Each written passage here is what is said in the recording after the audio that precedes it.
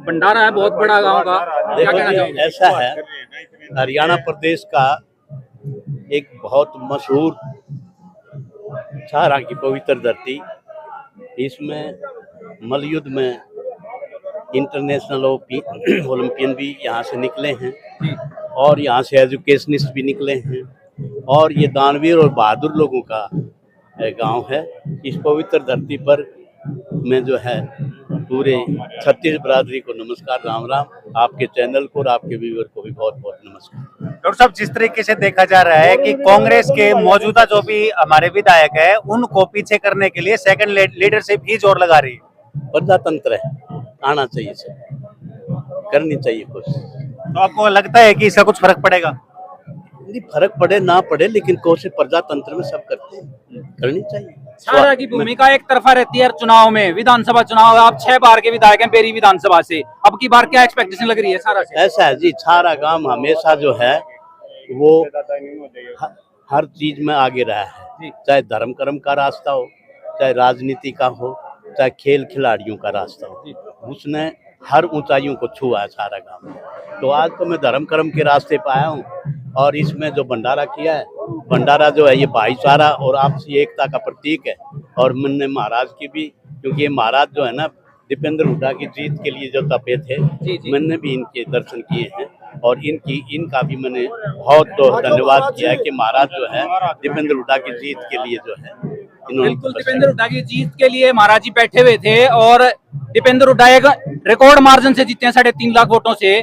तो महाराज जी तपस्या कर रहे थे उसके लिए, तो सरकार की तरफ से आपकी तरफ से क्या योगदान रहा है जी भंडारे में गांव के लिए? इसमें ऐसा है जी, योगदान तो जैसे कहेंगे सारा कर लेंगे। अब तो हमने कुछ अंश अपना जो नेक कमा उसमें भंडारे में दिया है और अपनी जो एमएलए की ग्रांट है वो गेट बनवाने के लिए 1 लाख रुपए की हमने घोषणा की। और साहब, जिस तरीके से लगातार देखा जा रहा है कि नीट की परीक्षा जो पेपर हुआ था, बहुत बड़ा धोखा हुआ है हिंदुस्तान के युवाओं के साथ। ये आपका भी बेटा हो, आप भी हो, मैं हूँ, अपने ऊपर आती है ना जब प्रश्न उठाता है और ये बहुत बड़ा विश्वासघात इस देश के युवाओं के साथ है।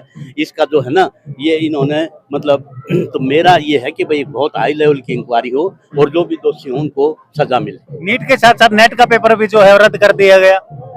वो नेट का भी और नीट का भी दोनों में इंक्वायरी होनी चाहिए और आगे आने वाले टाइम पे फुल प्रूफ सिस्टम हो, चाहे नौकरियां के टेस्ट हो, चाहे किसी कंपटीशन के टेस्ट हो, चाहे कोई भी टेस्ट हो, फुल प्रूफ मेथड हो। और उसमें जो है ना दूसरे देशों में भी टेस्ट होते हैं, कहीं कोई लीकेज नहीं होती। तो ये जो है ना व्यवस्था पे जो है ये बड़ा जो है जो युवा है इस देश का, उसके भविष्य को प्रश्न चिन्ह लगाता है। डॉक्टर साहब, जिस तरीके से हरियाणा की सरकार अल्पमत में दिखाई दे रही है, वेंटिलेटर पे है, क्या आपकी तरफ से जो है कोई कार्रवाई की जाएगी उसके लिए? हम मिले हैं गवर्नर से, पहले भी हमने दिया है, अब भी दे रखा है हमने, विधानसभा में भी लिख के दे रखा है भाई। और उस लाइन पे जो है मतलब हमारी ये मांग है, जनता की ये मांग है कि 2 महीने में कुछ अब हॉर्स ट्रेडिंग ना करें, खरीद फरोख्त ना करें। उसमें खरीद फरोख्त करने की बजाय 2 महीने आप अगर थोपोगे सरकार तो वो गलत है।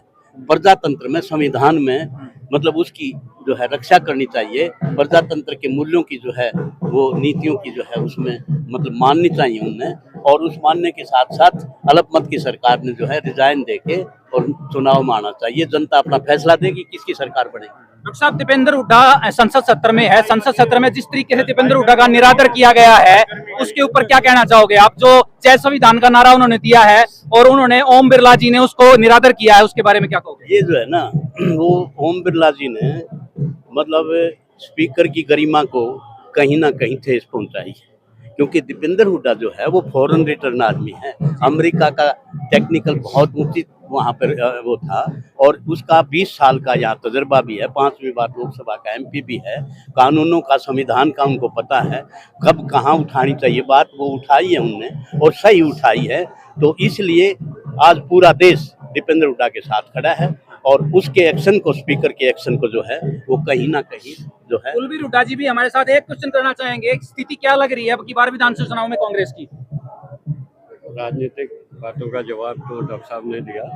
मैं तो परिवार की ओर से अजीत दीपेंद्र हुड्डा जी की तरफ से और भाई भूपेंद्र हुड्डा जी की तरफ से ये छारा की इस पवित्र भूमि पे बाबा गुगड़ा हेजी जी के धाम में जो बाबा जी ने तपस्या की जी उसको नमन करने आया हूँ। और साथ में बेरी क्षेत्र की जनता, विशेष रूप से छारा के बुजुर्गों ने, माताओं ने, बहनों ने और युवा साथियों ने, उन्होंने भी जो तप किया है उसको भी मैं नमन करने आया हूँ। जो उन्होंने तप इतनी भीषण गर्मी में रात दिन एक करके अजीत दीपेंद्र हुड्डा जी के लिए उनकी जीत में जो योगदान दिया, उनके परिश्रम को नमन करने आया हूँ, उन सब के तप को नमन करने आया हूँ। अंत में आप बेरी की जनता को क्या संदेश देंगे? बेरी की जनता को यही है, बेरी की जनता 36 बरादरी की जनता है, कार्यकर्ता जो दीपेंद्र हुड्डा की जीत के लिए जो बेरी में जो पसीना बहा है।